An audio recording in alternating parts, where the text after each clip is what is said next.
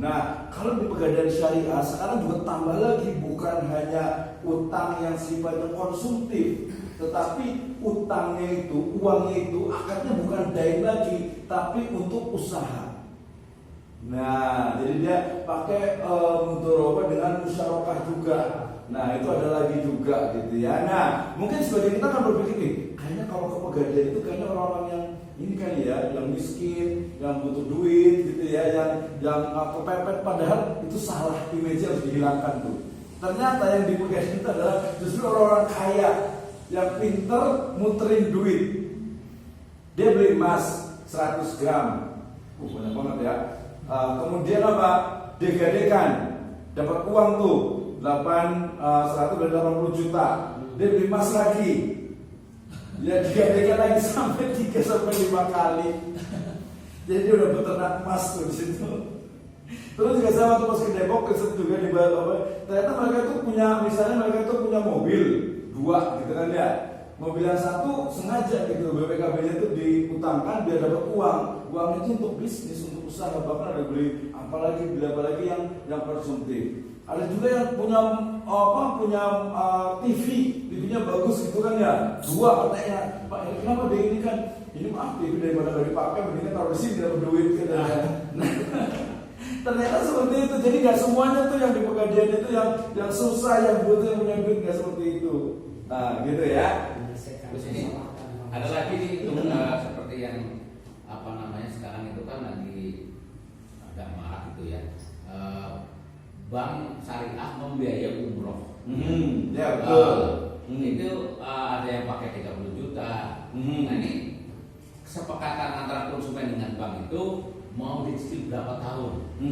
Betul. Jadi yang memberangkatkan istilahnya bank itu dulu. Betul. Kita hanya baru uang 2 juta atau 5 juta untuk persiapan bikin paspornya. Tapi bisa langsung berangkat. Nah ini masuk ke yang mana ini? Apakah wakalah atau ini yang mana ya?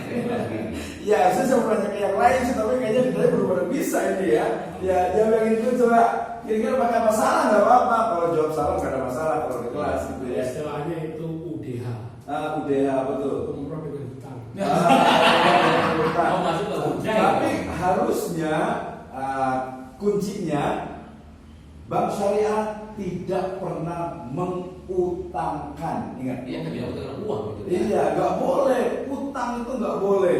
Kalau ada di teori Qardul Hasan itu adalah hanya untuk karyawannya atau untuk nasabah yang sudah punya loyalitas udah 20 tahun, 30 tahun baru dikasih Qardul Hasan. Itu pun nggak lebih dari, nggak mungkin sampai 100 juta, paling 5 juta, 10 juta. Jadi anggapnya nggak ada lah gitu. Jadi nggak ada utang di bank syariah. Berarti bukan umroh dengan utang gitu ya. Itu mungkin istilah konvensional, istilah umum gitu. Kira-kira pakai apa nih selain utang? Dia nggak mungkin pakai utang, nggak boleh. Pakai ijaroh lagi Pak. Pakai ijaroh ya. Ijarohnya gimana tuh? Jasa pengurusan. Oh, jasa pengurusan. Ya, kalau jasa agak lebih juga ya. Jadi kayak diputer-puter balik gitu ya. Ya beda. Kalau syariah itu, jadi kalau seharusnya dia yang realnya, nah semua yang berkaitan dengan biaya itu, maka pihak tadi yang membiayai itu yang mengurus. Jadi tidak menerima uang, tapi dia memang betul-betul istilahnya hanya tinggal berangkat. Sehingga pihak bank itu dia mendapatkan upah atas pengurusan jasa tersebut ya, karena jasa anggaplah tadi 30 juta, kemudian karena dibiayai diurus segala, maka ngambillah si bank itu jasa dari pengurusan itu, contoh 1 juta, jadi 30 juta. Ya kalau bisa terlalu sedikit sih, bisa minimal 5 juta. Tinggal gimana kiranya. Ya sebenarnya seperti itu bisa juga, karena memang yang berlaku di Baitul Mal, BPRS termasuk di bank itu berasal mereka yang paling banyak di BPRS biasanya itu sama Baitul Mal, mereka BMT, mereka menggunakan apa yang disebut dengan akad multi jasa. Ya, akad multi jasa. Jadi karena jasa itu berarti kan jual beli jasa tenaga, berarti pakainya itu ujroh atau pakainya ijaroh. Ya, Ada yang kritik nggak kira-kira? Ya bisa aja dikritik, kenapa enggak? Gitu ya. Misalnya dikritik, ini yang dijorokin apanya gitu kan? Orang kasih duit gitu kan? Dijawab lagi bisa juga gitu. Oh, pendapat yang kedua berarti jangan pakai ijaroh. Ya, pakainya adalah ya jual beli. Jual beli kenapa? Karena dia beli mulai dari beli sewa hotel kan beli ya sebenarnya ya. Ya beli manfaat hotel, beli tiket pesawat, beli busnya, peralatan umroh. Nah itu yang apa ya? Yang general, yang umum. Berarti memang ada bendanya. Bendanya berarti sewa hotel, berarti beli hotel, beli hotel, tiket pesawat, kemudian mungkin peralatan, gitu ya. Ya mungkin kalau ada suntik meningitis masuk juga lah. Nah itu kemudian ketika jumlah totalnya misalnya 20 juta atau biasa kita ini 15 juta lah ya, 15 juta, maka kemudian nanti pihak bank misalnya dia akan menambahkan 5 juta atau bahkan 10 juta untuk apa keuntungannya. Nah itu apa cara pertama. Cara yang kedua ini lebih apa ya lebih interpretasinya lebih tinggi, yaitu dia include semuanya. Jadi dianggap umroh itu adalah satu produk.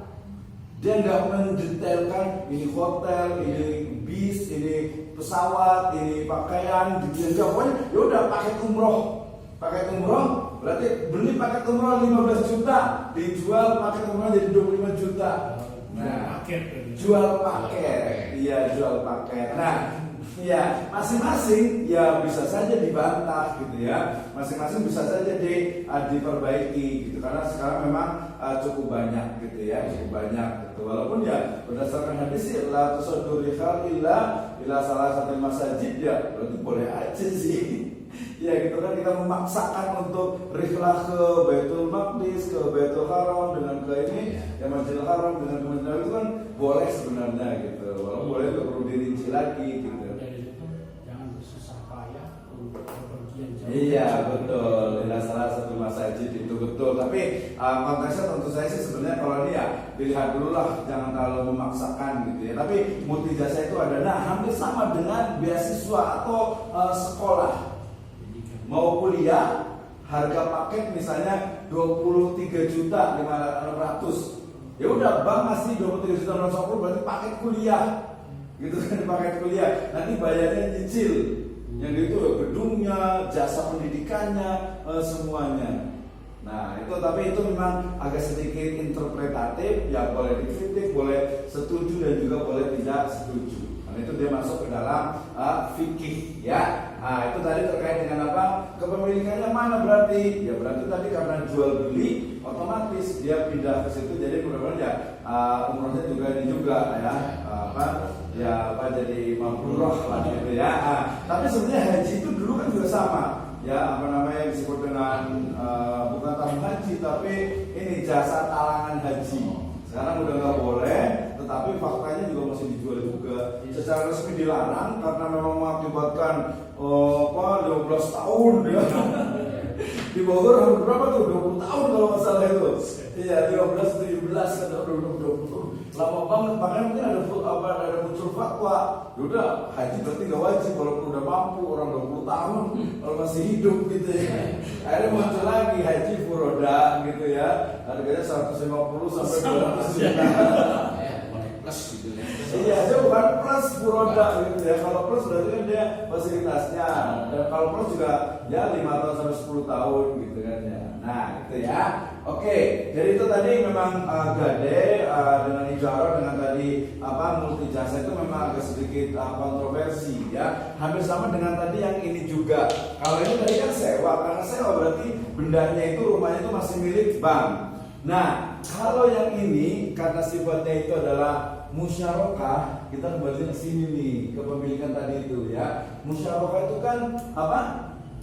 Musyarakah itu syirkah ya, penggabungan kerjasama. Kalau musyarakah di sini adalah kepemilikan bersama. Jadi saya mau beli rumah, harganya 100 juta. Kemudian saya datang ke bank, saya mau beli rumah nih, harganya 100 juta. Maka kemudian yaudah pakai akad musyawarah mutanakisah ya, pakai MMQ gitu ya. Caranya gimana? Berarti mau pakai DP atau enggak? Oke, pakai DP 10 juta. Kalau sudah pakai DP 10 juta berarti apa? Berarti minimal rumah itu harga 100 juta, 10 juta berarti 10%-nya rumah itu adalah milik saya.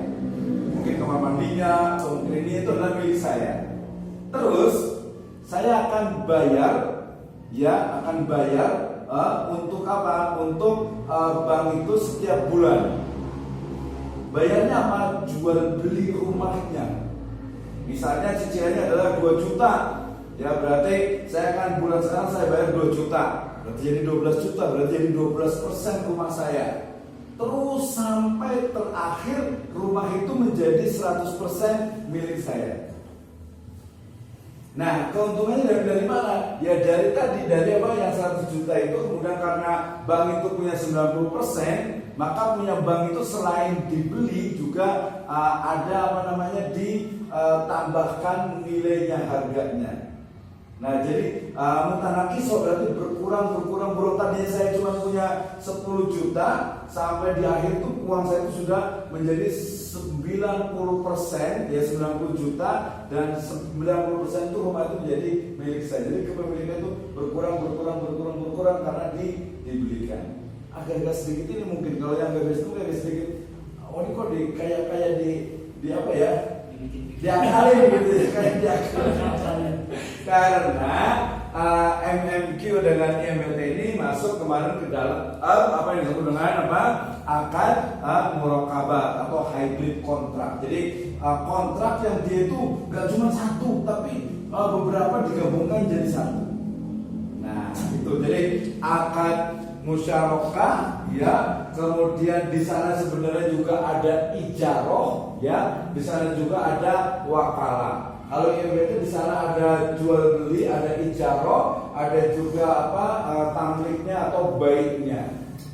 Itu. Ya ada taksirnya juga digabung. Ini untuk mencari gimana nih tadi yang haram biar jadi halal, boleh nggak?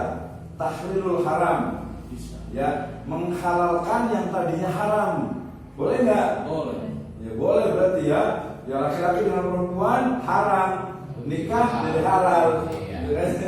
Tapi itu analoginya nggak terlalu jauh sih kali gitu ya. Jadi tadinya saya mau pinjam ambil di bank itu 100 juta. Kalau konvensional itu berarti utang dengan bunga haram. Tapi kemudian karena ada bendanya, kemudian juga ada akadnya menjadi halal. Ya, sebenarnya paling utama tadi adalah bendanya. Nggak adalah bendanya itu. Jadi nanti kalau dalam ekonomi makro itu akan menemukan sektor realnya itu akan berjalan. Kenapa bank konvensional itu dia hanya uang ya? Karena lembaga keuangan, sehingga kemudian yang dihitungnya uang gitu ya. Mereka nggak mikir mau istilahnya itu untuk kepentingan istilahnya itu rumah sakit atau ada keperluan bayar utang dan sebagainya. Pokoknya utang sekian bayar sekian. Nah kalau dalam syariah enggak gitu ya. Jadi untuk apa nih? Ya, termasuk juga detailnya itu 100 juta ini betul nih buat membeli mobil semuanya, atau jangan tadi hanya 80 juta, yang 20 juta mungkin digunakan untuk yang lain. Nah ini kadang di BPRS dengan di BMT itu kadang beberapa seperti itu. Ya, oke. Saya masih mengajar satu. Tadi di awal Ustaz itu mengatakan bahwa memberi hutang itu nggak boleh. Memberi hutang di bank. Bank tidak boleh memberi hutang. Ya, bank tidak boleh memberi Hutang. Kalau personal juga boleh. Boleh, yang nggak boleh itu minta kelebihan dari hutang. Kalau Cari dulu. tahu. Justru dalam Islam kita harus banyak memberikan utang. 2 kali dapat sedekah kan ya? Ya. Nah, itu. Ya, maksudnya gini. Tapi nggak boleh. Si A ngasih pinjam, ngasih Utang. uang ke si B. Betul. Nah, kan kalau itu kan nggak ada, karena nggak ada administrasinya, nggak ada kantor, nggak ada kantornya. Utang 1 juta, tadi 1 juta. Betul. Kan itu boleh kan ya? Boleh. Jadi asalnya boleh. Boleh, betul. Tapi kalau bank memberi hutang kepada nasabah, itu menjadi tidak boleh. Tidak boleh dan tidak ada aturannya dan tidak pernah bisa kalau bank syariah.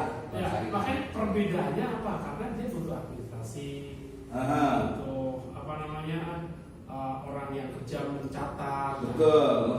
Kenapa menjadi tidak bolehnya itu gimana nih? Iya, jadi ketidakbolehannya sebenarnya merujuk kepada yang tadi, pertama adalah norma-norma Islam terkait dengan ayat dan juga hadis. Tadi ya tentang riba itu Al-Baqarah 275, hadis riwayat Jabir dan juga kaidah kullu qardin jarun fahuwa riba. Itu berarti bank syariah tidak ada aturannya untuk memberikan utang. Karena sebenarnya kecuali qard, dan itu tapi tadi hampir tidak ada. Qard itu hanya untuk karyawan. Kalau di BMT itu paling cuma 15.000 atau 10.000, itu memang betul-betul tidak ada. Karena dia suka kalau di bank Baitul Mal atau di BPS sekarang ada administrasi 5% atau berapa persen, tapi itu betul-betul memang murni administrasi. Jadi anggap aja tidak ada lah di bank gitu. Nah, kemudian kalau bank itu kemudian mengutangkan uang ke nasabah, kan dia bank itu perlu administrasi dan sebagainya, gitu kan ya. Nah, tapi justru nggak ada aturannya, nggak ada, bukan nggak ada aturan, artinya bank itu tidak pernah mengutangkan ke orang lain, tidak pernah mengutangkan ke siapa ke nasabah. Nanti ada namanya itu pasar uang antar bank. Pasar uang antar bank, saya bank A, ini bank B, ini bank C. Kemudian saya ini uang di bank itu kurang. Kemudian ini itu surplus, bank C-nya itu surplus. Duitnya banyak lebih. Nah, saya perlu duitnya. Saya perlu uangnya nih. Maka ada nanti pasar uang antar bank. Kalau yang konvensional, ya udah gampang, tinggal pinjam langsung nanti tambah dengan apa? Dengan bunga. Atau tadi kalau di pasar uang sebenarnya uang itu dibeli, kemudian nanti dijual lagi, nanti dijual kalau sudah punya. Biar syar'i gimana tuh? Biar gak utang. Nah, di situ analogi ternyata ada juga uang pasar uang antar bank itu yang syar'i. Diganti akadnya bukan utang. Tetapi memang uang itu dimasukin ke dalam modal ke kita, modal di bank yang memerlukan itu, kemudian nanti dikasih bagi hasilnya. Investasi, betul. Nah, itu ada, nanti yang kuncinya itu adalah di akuntansinya.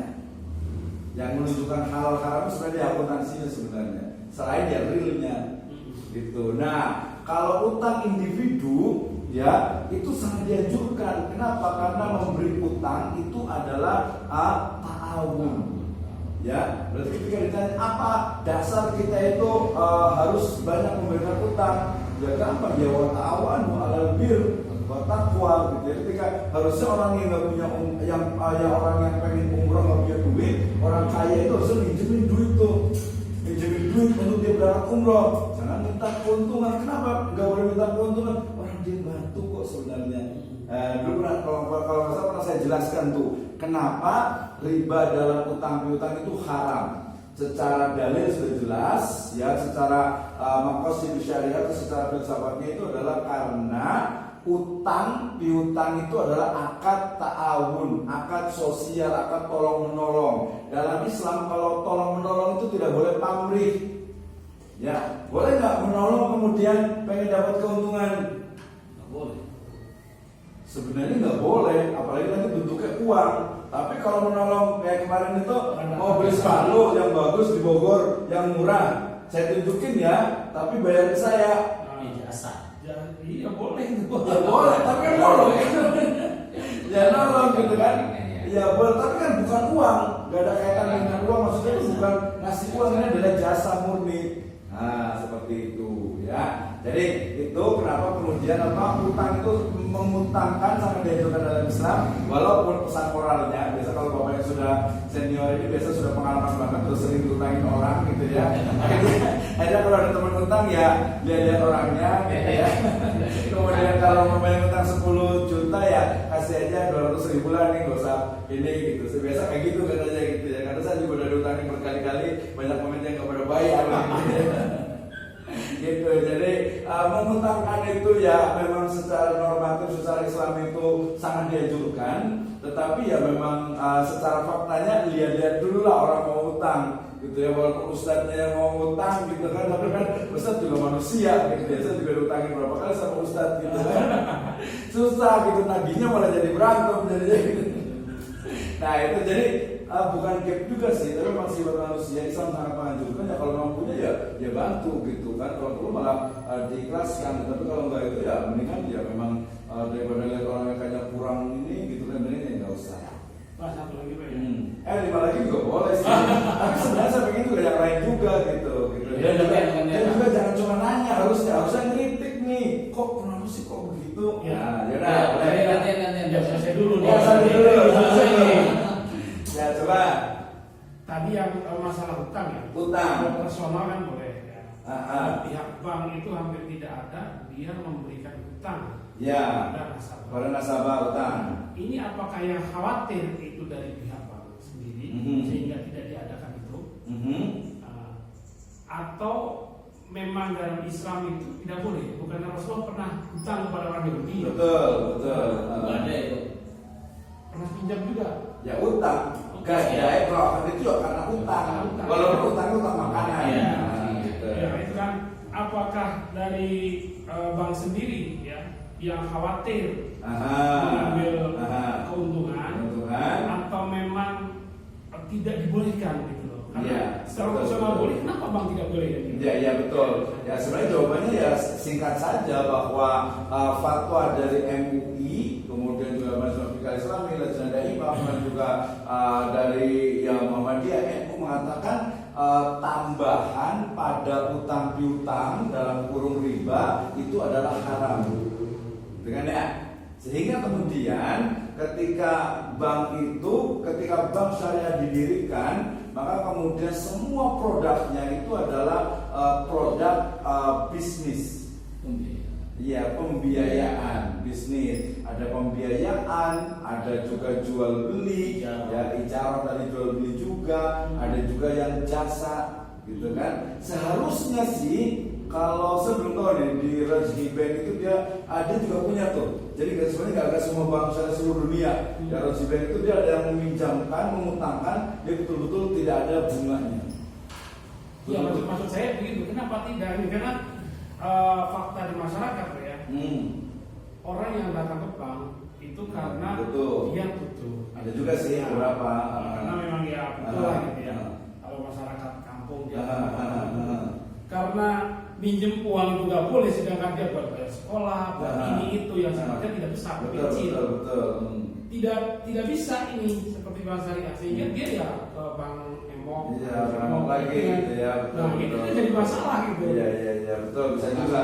Nanti kalau namanya di dalam perbankan itu namanya disebut dengan bankable. Jadi orang-orang yang tidak boleh atau tidak layak untuk mendapatkan pembiayaan dari bank, baik itu kredit bank konvensional ataupun bank syariah pembiayaan gitu. Nah, yang sebenarnya kalau dasar